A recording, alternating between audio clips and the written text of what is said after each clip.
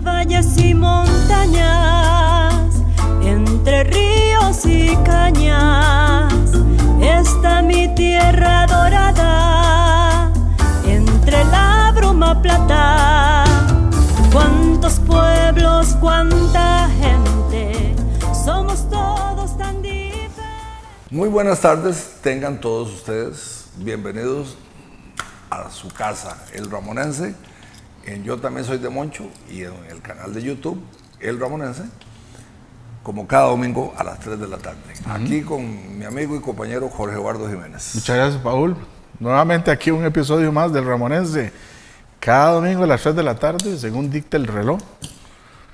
Bienvenidos sean todos ustedes, ojalá sea del mayor agrado la temática del día de hoy. Pero antes que nada, nuestro agradecimiento a don Carlos Gamboa, que nos ayuda con todas estas tareas tan interesantes que nos ha tocado en estos días. Así es. En fin, don Paul, ¿qué temática traemos hoy? Jorge está preocupado. Jorge está preocupado porque el popurrí, como le ha dado por decirle a los Si fuera de cámara, yo llamé al episodio de hoy del popurrí. También, si fuéramos académicos, diríamos que este es un tema muy ecléctico, ¿verdad? Tiene de todo. Y entonces vamos a ver si, teniendo de todo, podemos dar una idea. Que yo creo que de eso se trata. Bueno, Y voy a empezarlo con dos ejemplos, Jorge, para que ahora que empecemos a ponerle subtítulos a este video, tengamos bien claro qué es lo que estamos haciendo, ¿verdad? Esto nos orienta un poquito.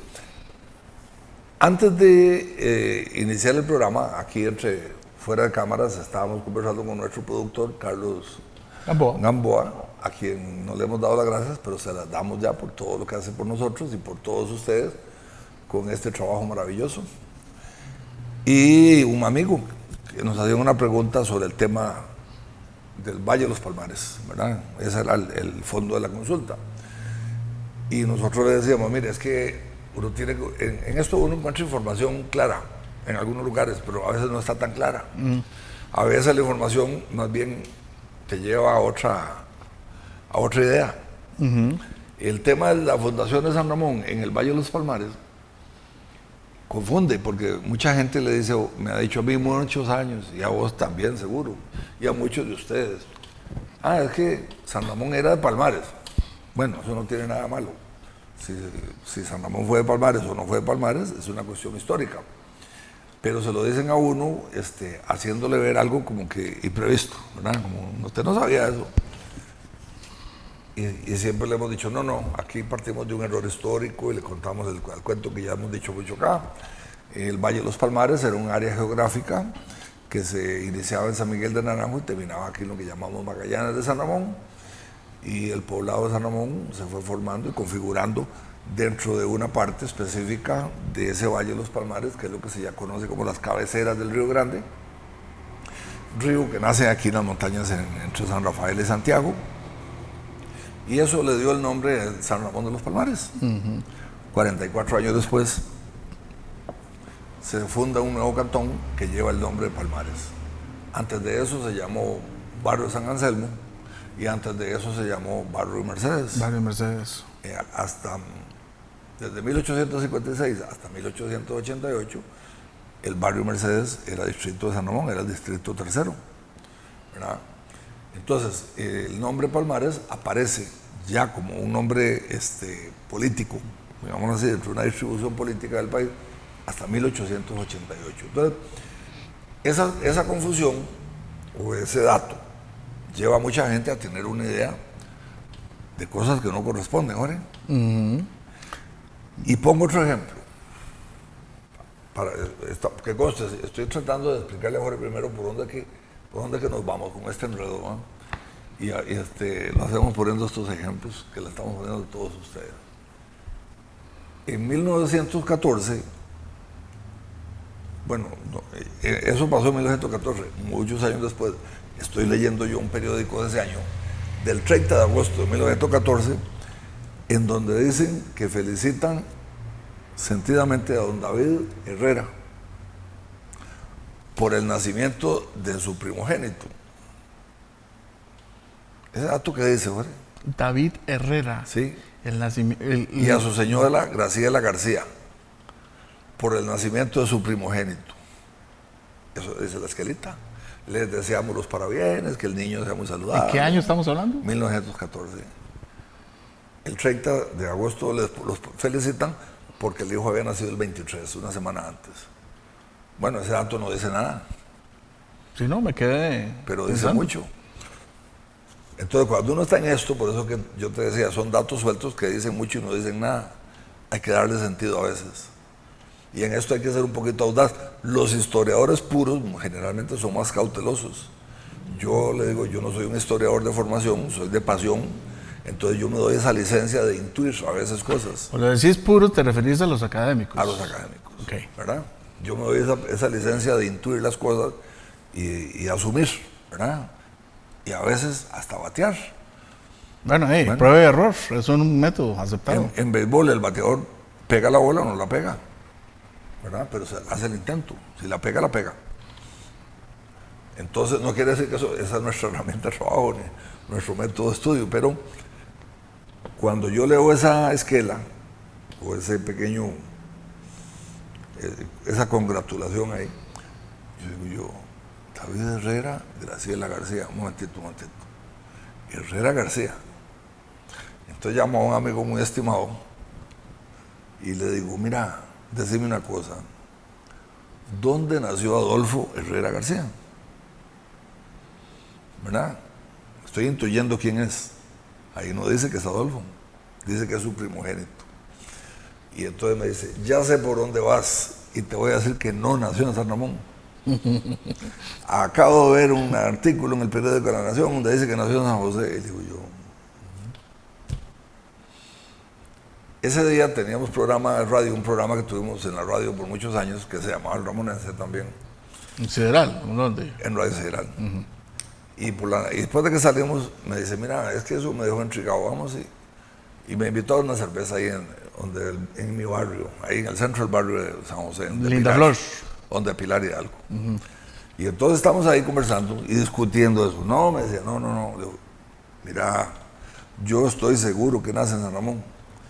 Y eso que estamos conversando, varios minutos sobre el tema, yo siento, vos sentís cuando alguien te está viendo, ¿verdad? Y yo vuelvo a ver, y está un estimadísimo amigo, que hace días no lo veo, entiendo que está delicado de salud, don Gonzalo Moncada. ¿Verdad? Que es el propietario más reciente de la mina Moncada, de la familia, que ya lo hablamos aquí también, cuando hablamos del tema de la minería. Y entonces Chalo Moncada me está viendo y me dice, perdona que me meta en la conversación de usted. Y donde él me hizo así, me dijo eso, a mí se me dibujó una sonrisa. Le digo yo, Adolfo Herrera García es primo hermano suyo. Efectivamente, me dice. ¿Y dónde nació? En la mina Moncada. ¿Ah? Silencio en la sala, pura intuición, porque eso yo amarré un dato. ¿Quién era Adolfo Herrera García? A muchos estarán preguntándoselo ya. Adolfo Herrera García es un gran escritor costarricense que escribió un libro que muchos lo tuvimos que estudiar en el colegio, que se llama Juan Varela. Juan Varela es un libro que a mí me llamó la atención toda la vida. Bueno, primero por su mensaje y por la forma que está escrita, magistral. Pero habla de las miserias que pasa un campesino que migra de Heredia a Piedades Norte de San Ramón, con la ilusión de sembrar frijoles y sacar su familia adelante, y la esposa tiene hijos y él sembrando, y siempre cae en manos de los especuladores, y siempre pierde con las siembras, porque cuando viene a venderle al comerciante, el comerciante le paga mucho menos. Esa es la vida del campesino. Ahora entiendo por qué el libro habla de terrenos baldíos. Es la segunda lengua. Y él nace en San Gerardo, entonces, ¿eh? Ajá. Es que yo creo que el libro se ubica... No, él no habla de la mina, habla mucho de esa zona. Sí, pero habla de esa zona. Sí, claro, habla de Piedad Sur y habla de esa zona. Entonces le digo yo, ya me quedé viéndolo así, porque el autor de Juan Varela se llama Adolfo Herrera García. Y cuando yo veo esto, claro, es que don Gonzalo Moncada es don Gonzalo Moncada García.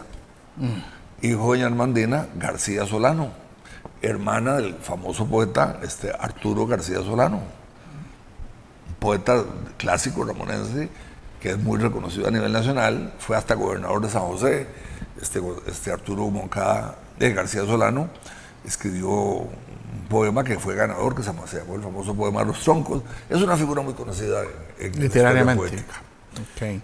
Y ese es de esa familia García Solano. Entonces, claro, ya entendí yo que doña Graciela García es hermana de doña Armandina y hermana de don Arturo. Claro, es que doña Armandina nosotros la conocimos porque era de los hijos menores de esa familia y doña Armandina murió de más de 100 años, ¿verdad? Y sus hermanos mayores tendrían 130, 140 años. Entonces, ese es el caso de doña Graciela, que está pariendo ahí en la mina en el año 1914. Bueno, ¿qué te quiero decir, Jorge? Que yo tenía el dato de Juan Varela, que siempre me llamó la atención, que estaba tan ambientado en San Ramón, y de pronto veo ese dato, así chiquitico, un periódico, y el cerebro me hace una lucecita y chichín, ¡pam! Se llama observación del detalle. ¿Cómo? Observar el detalle. Ajá. Bueno, para mí eso es importantísimo. Claro. Entonces, cuando yo leo un periódico, yo me voy hasta los obituarios, veo niños que se bautizaron, la gente que murió en periódicos de 1908 y todo eso. Y eso me da un montón de información. Para mí de eso se trata esto, ¿verdad? Entonces, los datos sueltos dan mucho que pensar. Y aquí es cuando surgen esas preguntas que uno recibe siempre en un conversatorio, como decía antes, en una conferencia, en una charla. ¿Y por qué tal cosa? Y a veces hay que recurrir a esos pequeños detalles para poder contestarla, porque hay muchas preguntas que no se han contestado. Bueno, de eso se trata esta conversación de hoy. Vamos a tocar varios temas como ese. Hoy hace 8 días vos hablaste del tema de las veladas artísticas. Permíteme el vaso. Ese es un tema que perfectamente se pudo haber colocado dentro de esto. Porque ¿qué es lo que lo presentamos nosotros? El amarro de un montón de informaciones dispersas a lo largo del tiempo que se encuentran en diferentes lugares y que la curiosidad tuya saca un artículo que yo no me imaginaba que eso hubiera pasado en tal fecha, pero que no me asusta porque las cosas no son espontáneas. Sí, es curioso porque hay muchas cosas que a veces hablamos, Paul y yo, fuera de cámaras, y resulta que a él le caen las piezas como en un rompecabezas. Cuando yo menciono algo que recién descubrí en algún artículo, algún dato, y él lo calza perfectamente en un vacío que tenía ahí, pero que dice, acaba esto. Eso es lo que ocurre con vos. Así pasa. No, y de hecho hay veces que yo he escuchado de un acto que sucedió en San Ramón y tal, y de pronto una foto y digo, eso es de ese día. Y nunca había visto esa foto. Bueno, Pero entonces hay que estar alerta. Yo creo que eso lo podemos hacer todos. El asunto es el entrenamiento, ¿verdad? Claro, tener una mente sagaz. Bueno, yo diría que es tener pasión, ¿verdad? No, eso primero. Entonces, Jorge, hay muchos temas que le dice la gente a uno. Bueno, ahora acabo de responder uno, que es el tema del San Ramón de los Palmares. ¿Por qué le dicen San Ramón de los Palmares? Entonces, dentro de toda esta variedad, este mosaico, este popurrí que llamas vos, acabamos de dar una explicación de dónde sale el nombre San Ramón de los Palmares.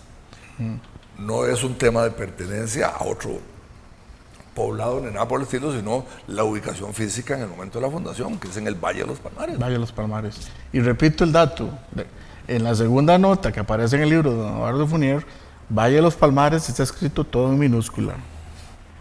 Sí, eso es lo correcto. Eso es lo correcto, ¿verdad? Ahora, el valle sí yo creo que la palabra valle sí debe colocarse porque es un nombre propio, ¿verdad? Pero sí, en fin, bueno, Bueno, vamos a seguir adelante. Entonces, Jorge, otra pregunta que esa sí me la hacen muy seguido. Me supongo que vos has sido también víctima de esa pregunta. ¿Es cierto que el cuadrante de San Ramón lo hicieron unos alemanes? He escuchado varias veces esa versión. Y yo digo que hay elementos que pueden llevar a esa conclusión, ¿verdad? Con informaciones que andan por ahí sueltas, pero que si las amarras mal te llevan ahí. Pero no es así. El cuadrante de San Ramón no lo hicieron unos alemanes. Sí, está el mito de que decían de que desde el Berlín arriba tuvieron la visual perfecta para crear el cuadrante. Así lo he escuchado yo. El cuadrante es más, en el libro de don Rafaelino y de don Trino están los nombres de los que vinieron a medir el cuadrante de San Ramón. Y todos son ticos que terminaron aquí. Entre ellos venía un Rafael Cambronero, que era el bisabuelo de Mario Cambronero del Mercadito. Recuerdo el dato del señor, me recuerdo el nombre pila, Santiago, pero el apellido se me escapa, que fue el que le tocó hacer todo el dimensionado de las calles. Exactamente. Eran ticos. ¿Cuál era el contexto en esa Costa Rica? Estamos hablando de cercano a la década de 1850, o a ese año. En el año 1848, el gobierno de Costa Rica, Castro Madrid, que era el presidente, jefe de Estado y luego presidente, firma un convenio con un grupo que se forma en Berlín, que se llama Sociedad Berlinesa de Colonización, precedida o dirigida por un aristócrata prusiano que se llamó Alexander von Bülow, ¿verdad? Alexander von Bülow es un hombre con unas ideas muy extrañas, pero ideas así agresivas, ganas de hacer cosas. Alexander firma ese convenio mediante el cual el gobierno de Costa Rica espera que él traiga a Costa Rica 10,000 colonos alemanes para poder desarrollar el país. Esa es la visión eurocentrista, ¿verdad?, de esa época.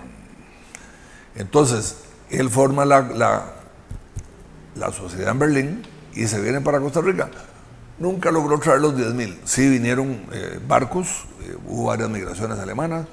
La más importante, digamos, en esa época fue la de 1854, que empiezan a llegar un montón de alemanes bajo el contexto de que en Europa y sobre todo en Alemania estamos en las revoluciones sociales, está la revolución industrial entronizándose con fuerza, explotación de niños, de mujeres y toda la mano de obra se explota salvajemente con jornadas de trabajo de 14, 16 horas.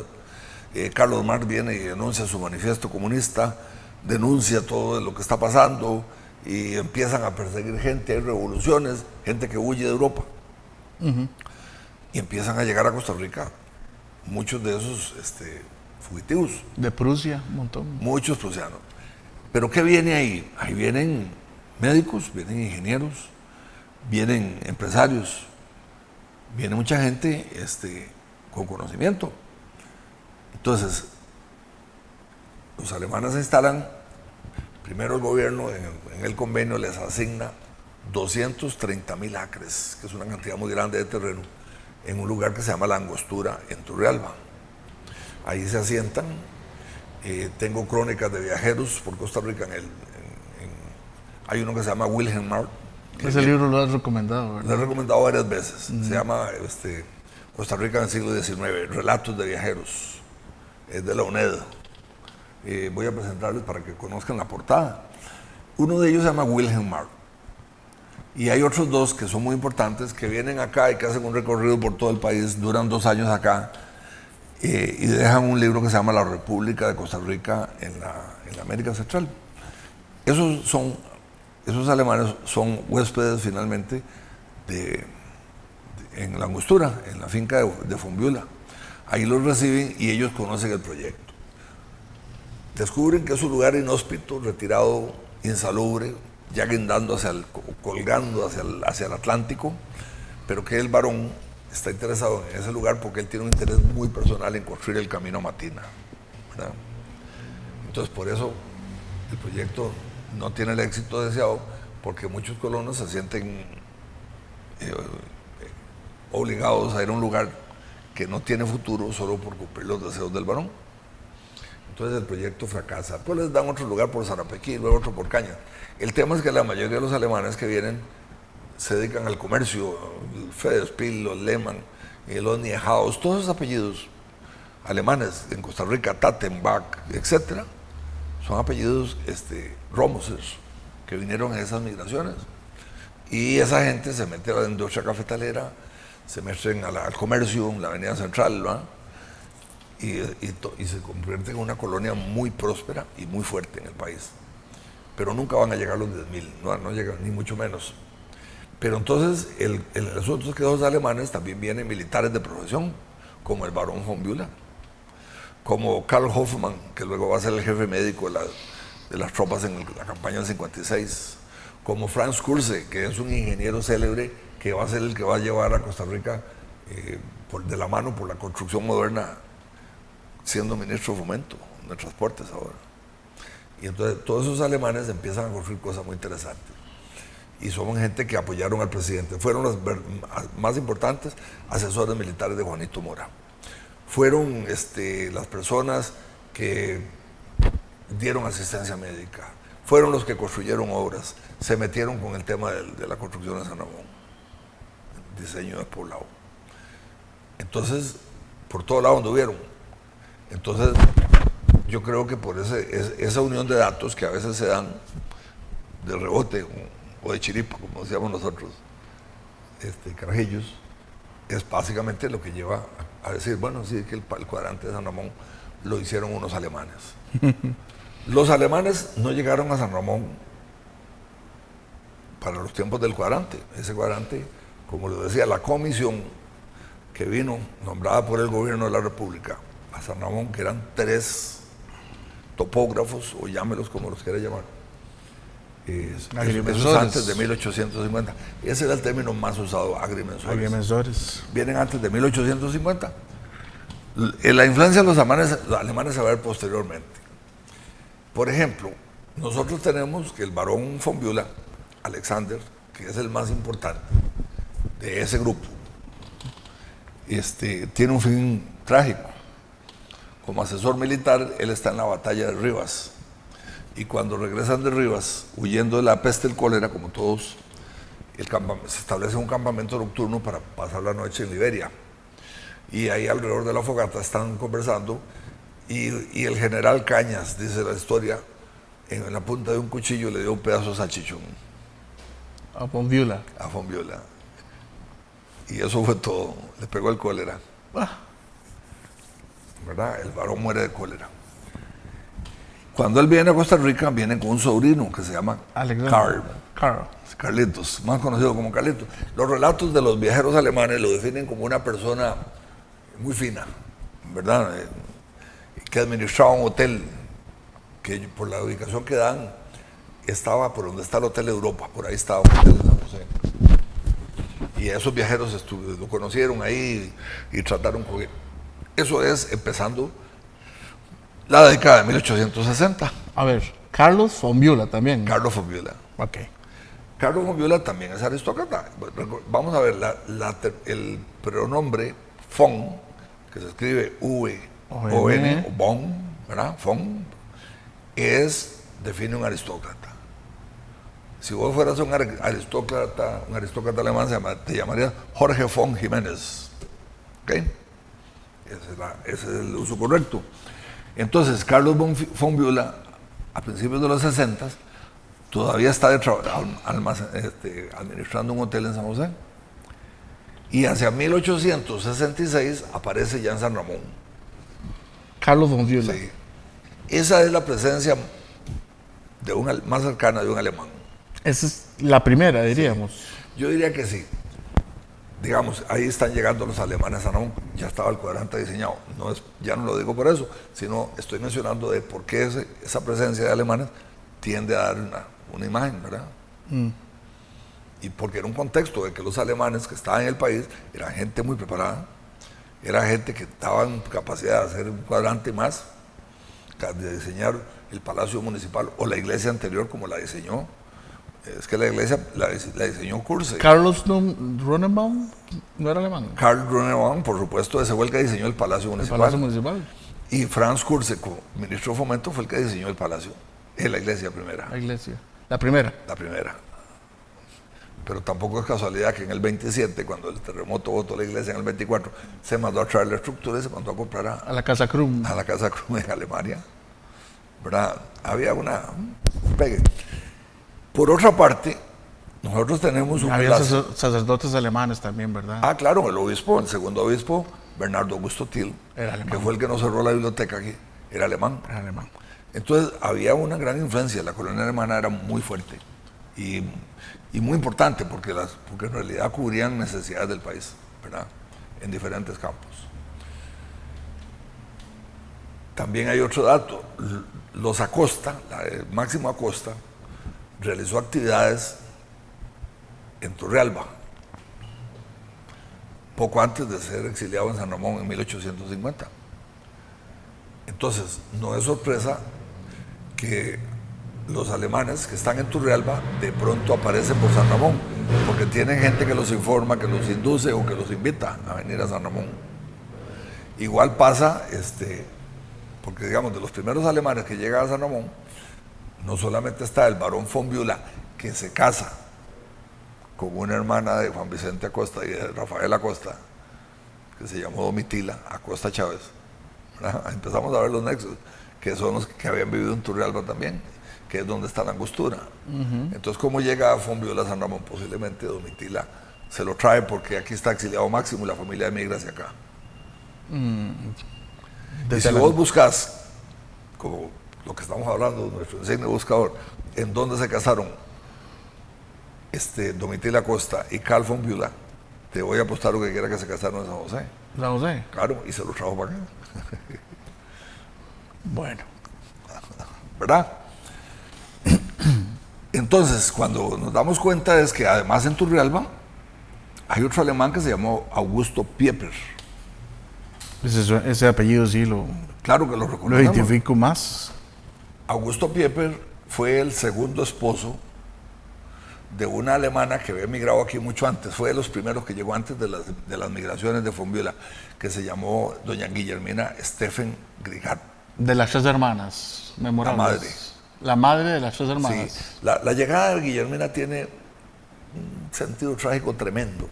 Ella llega con la familia a San Juan del Norte, en Nicaragua, se viene en un vapor o un barco, un bote por el río San Juan, luego se meten al Zarapiquí, selvas cerradas, insalubres, y en una noche muere su papá, muere su mamá, y muere una hermana, pero mueren como 5 por las picaduras de los mosquitos. Fue trágico, logra llegar a San José ella.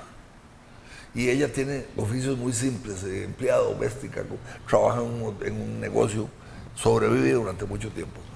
Ella cuando luego vienen las migraciones, ella se casa con 3 alemanes. No puedo decir el primero aquí, pero lo puedo poner acá digamos, al pie de la pantalla para que lo vean nuestros amigos y amigas.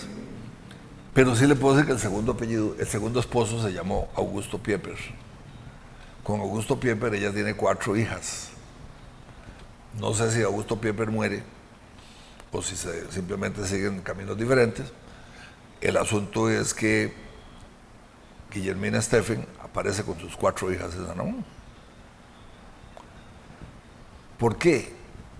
Porque también hay otro alemán que se llama Augusto Zell, don Eduardo Zell. Don Eduardo Zell Modes. Don Eduardo Zell, que es de los masones, de la biblioteca, de toda esta gente. ¿Este es qué? ¿Se casa en terceras nupcias con la señora? Ese es el tercer esposo de Guillermina. Y aparecen en San Ramón con las Pieper, con las hijas Pieper, las 3. Que tampoco es casualidad que luego una de las Pieper, Adelina, se case con Luis Paulino Acosta. Un detalle antes de que prosigas. Guillermina, estamos hablando de la que en sitios de estudios genealógicos aparece como Wilhelmina. Sí, ¿Es la misma? o Wilhelmina. Wilhelmina, Sí. que es el nombre en alemán. Sí, es que aquí fueron latinizados, ¿verdad? Sí, recordemos que William y Guillermo es lo mismo. Sí. En sus equivalentes femeninos, pues... William, Guillermo, Wilhelm, ¿verdad? Wilhelm. Wilhelm también, que esa es la acepción alemana, Wilhelm. Entonces ella se llamaba Wilhelmina. Guillermina llega a San Ramón casada con Eduardo Zell y aquí tienen descendencia, que hay varios descendientes, creo que eran 3, de los cuales uno fallece, que son apellidos Zell Steffen. Zell Steffen. Sí, doña Guillermina era propietaria y con don Eduardo tenía un comercio exactamente diagonal al parque, en lo que fue la esquina de Don Ángel Osilla, ahí frente al museo, donde hay una tienda ahora, un almacén. Esa era la propiedad de los Zell, Eduardo Zell y Zell Steffen, serían ellos. Ese solar era de ellos. Entonces vas viendo cómo se va ligando todo, ¿verdad? Que sí hubo alemanes. Bueno, Carl von Bülow y Domitila se van a vivir o tienen una finca acá en las montañas al sur de San Ramón y ellos le ponen el nombre de su lugar natal, Berlín. Berlín. Así se llama hasta la fecha. Entonces, ves, toda esa serie de datos sueltos que estoy dando, Jorge, es que podrían ser datos que no tienen sentido, pero si nosotros lo estamos contando con esta historia, la gente dice, mira, sí, alemán, alemán, alemán, alemán. Y por ahí alguien dijo que los alemanes hicieron el cuadrante porque hacían de todo. Sí, claro. ¿Verdad? A veces el dato induce al error. Sí, venía muchos científicos, ingenieros, doctores, mucha gente en la parte técnica. Así es. Lo que no hay duda es que esos alemanes que vinieron a San Ramón dejaron un tremendo legado, ¿verdad? Don Eduardo Zell fue importantísimo en todas las obras, fue uno de los socios idóneos de Julián Bolio y don Juan Vicente Acosta. Juan Vicente Acosta. En toda la explosión mágica de la década de los 70. Era masón y ahí está enterrado. Cuando entras al cementerio, da la vuelta a la segunda tumba a mano izquierda, ahí dice Eduardo Zell. Aquí está enterrado San Ramón. Sí, claro, murió en 1893. Le robaron todos los símbolos masónicos que estaban en la tapa de la tumba. Se los fueron llevando poco a poco. ¿Verdad? Qué mal. Doña Wilhelmina, que es una tarea que tenés pendiente de averiguar, murió en San Ramón. Yo tengo algunos registros de ella. Tengo fotos, tengo una foto muy bonita que se las voy a poner ahí al pie. Los amigos, que hoy vamos a meter flechitas para marcarlos. En donde está el barón von Bühler, está Domitila, está doña Wilhelmina, está Elena Pieper y tiene en regazos alzado a Guillermo Acosta. El que me interesa a mí por los scouts. Sí, esa foto nos costó mucho llegar a quienes eran, pero se llegó a pura relación. Esto será no será. Relación de detalles. Sí. Lo que y hay otra gente que no supimos quién era.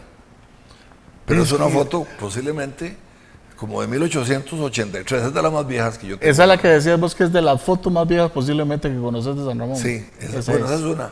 Esa es una, hay como 3 de esa época. Claro, y después uno se encuentra con que el mismo Guillermo Acosta vaya a hacer estudios no solamente en Inglaterra, sino que en Alemania. Correcto. Es un ligamen muy fuerte que hay entre los Acosta y los Pieper. Perdón. Entonces, a eso vamos.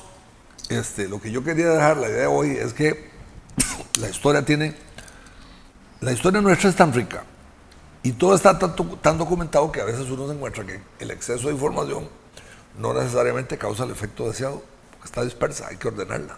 Como dijiste vos antes, se arma el rompecabezas. Y eso es lo que pasa. Vea que este programa era para hablar de muchas cosas, casi no fue hablando solo del tema de los Acosta y de los Pieper y de los alemanes. Pero yo creo que ha sido suficiente para exponer lo que queremos decir. Porque hay otros temas similares, ¿verdad? ¿Qué hemos hablado aquí? Bueno, ahora hablamos de la llegada de Julián Bolio a San Ramón. Bueno, es que uno dice, Julián Bolio, Tomás Guardia le dijo, váyase para San Ramón. Pero es que Julián Bolio, vamos a ver, era sobrino del obispo Anselmo Llorente y Lafuente, que fue el primer obispo de Costa Rica, que fue nombrado en 1854 como obispo de Costa Rica con base en lo que se llama un concordato, que es un pacto que hay un concordato, es un acuerdo entre el Vaticano y el gobierno. Ese concordato establecía que el Vaticano podía nombrar un obispo, pero que lo proponía el gobierno de Costa Rica. Que las iglesias, por ejemplo, para construir una iglesia, el gobierno decía cómo se construía y diseñaba. La iglesia tenía su poder político, pero el gobierno tenía un poder tremendo sobre las decisiones de la iglesia. Entonces, vamos a ver, Julián Bolio es sobrino del obispo. El obispo es como hermano de Juanito Mora. Juanito Mora es como hermano de los ramonenses. Y así es como Juanito Mora llega a San Ramón en el 54, en el 56, y también Julián Bolio aparece como comprando fincas en Bolio. ¿Con quién venía Julián Bolio? Entonces empezamos a intuir, a adivinar, a batear. Lógicamente que había una relación.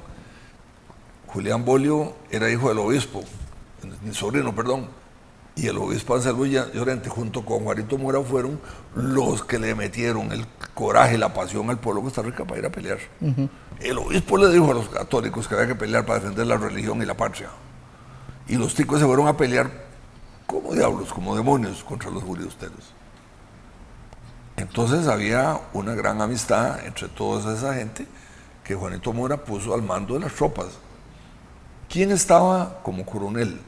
en la campaña del 56? Tomás Guardia. Tomás Guardia fue militar. Y ha llegado a San Ramón también. Por supuesto, conocía a todo el mundo, y conocía al obispo, y conocía a Julián.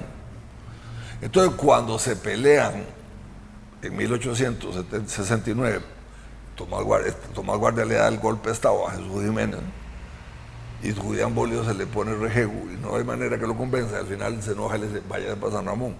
¿Por qué lo manda para San Ramón? Porque don Tomás sabe que él es sobrino de su amigo, el obispo.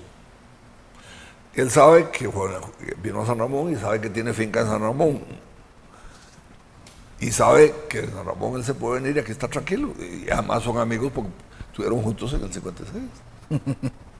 Era un país muy chiquitico. Es que uno, a la distancia, esos datos se le pierden, Jorge. Se le van, uno pierde la perspectiva. Me acabas de recordar un programa de la década del 70 que se llamaba Conexiones. Conexiones. Vos sos un caso de conexiones completas. Ahora una última pregunta, nada más. Todo este episodio de los alemanes, obviamente me imagino que tienen relación con esa dichosa carta que Humboldt alguna vez le dirigió a Juanito Mora, solicitando permiso para que los alemanes hicieran presencia en estas zonas. Muy posiblemente ese es el origen. Quiero conocer esa carta que no la conozco. Eso podría explicar mucho de lo que pasó en Berlín en el 48, esa carta. La carta de Humboldt a Juan. No solo se la vamos a presentar a ellos, sino que la voy a conocer yo. Jorge, ese es el tema de hoy. Por eso yo te decía, hoy vamos a hablar de todo un poco y de nada. Pero es muy importante que entendamos que los datos que sabemos, porque a veces alguien me dice, verás que yo tengo una foto en mi casa, viejísima, tráigala. Porque esa foto dice mucho. Alguien me dice, fíjate que yo tengo un documento, claro, y he encontrado en esos documentos una palabra. Cuando yo leo el libro de Francisco Montero Barrantes, el primer historiador que hizo una historia sobre Costa Rica en 1894, vos lo conoces muy bien, y Jorge Jiménez me dice, mira, léete a Francisco Montero en la página tal, donde dice, la Sociedad Económica Itineraria se funda para hacer el camino a Punta Arenas, el camino a Matina y el pueblo de San Ramón. Y dice uno, ¿qué dato? Y en ningún otro lado lo he visto. Ese dato tan claro como ahí, porque sí estudié todo el tema de la Sociedad Económica Itineraria, quiénes estaban, lo que hicieron, y de ahí, con ese dato, yo entendí claramente. Es lo que decía yo en el episodio pasado, que hay porciones de información que aún están por descubrirse. Exactamente. Nada más así como corolario. Recuerdo el episodio también que alguna vez me refirió Fernando González, de que en cierta época vinieron unos alemanes que eran religiosos, no sé qué orden serían, y le quisieron cambiar el nombre a la ermita del Frenal. ¿Vos conoces eso? No. Debe ser una misión. Sí, una misión. Le quisieron poner, colocar bajo la advocación de la Virgen del Perpetuo Socorro, a lo que era la Virgen del Frenal, porque ellos no conocían la Virgen del Frenal. Y ahí la que defendió a capa y espada la integridad de la Virgen del Frenal fue aquella señora Doña Trina Alfaro, de Montanaro, que fue la, digamos así, mayordoma de, claro, toda la vida años era el alma de esa iglesia. Y eso nos va a servir de enganche para un episodio posterior cuando hablemos de la historia del Tremedal y todas los giros que tiene. Así es. Bueno, creo que con eso terminamos. Me ha gustado la tertulia de hoy, porque así la vamos a calificar. Sí. Eso es importante, y yo se los digo. Mucha gente a mí llega y me dan datos. Sueltos. Y viera cómo los agradezco yo. Porque uno amarra. Es que usted cuando se da cuenta que Lisímaco Chavarría escribió en Punta Arenas, ¿por qué escribió Lisímaco un poema sobre Punta Arenas? Y es que él tiene una relación directa. Vos me contaste esa historia. ¿De cuál era? ¿Por qué era que Lisímaco tenía una relación con alguien en Punta Arenas? Y entonces uno ya empieza a entender cómo es que él describe el estero y las barcarolas y todo y la felicidad de decir, mira, ya. Escribe uno sobre Cartago, pues claro, vivió en paraíso. Y entonces, qué bonito es ir teniendo todos esos datos, porque uno cuando entiende dónde estuvo, cómo estuvo, qué estaba haciendo, entiende mejor el poema. Ahora que dice Punta Arenas y Lisímaco, me acuerdo de ese dato, de una partitura de de una pieza creo que se llama Punta Arenas, que fue hecha por el maestro Campabal y la letra fue Lisímaco. Fue Lisímaco. Pero esos son datos que casi no salen a la luz. Inclusive tengo que pasarte uno último que encontré, una historia de San Ramón, breve, de un artículo, en prosa, obviamente, escrito por Lisímaco. Ahí se los vamos a pasar después también. Ok. De momento, Cerramos, don Carlos. estamos para hoy. Agradecerles a todos los hayan aceptado y visto en este interesante episodio que fue el día de hoy, un popurrí. Nuestro agradecimiento a don Carlos Gamboa, Y a como todos siempre, ustedes. y a todos ustedes por Los esperamos el próximo domingo en el Ramonense a las 3 de la tarde. al ser las 3 de la tarde.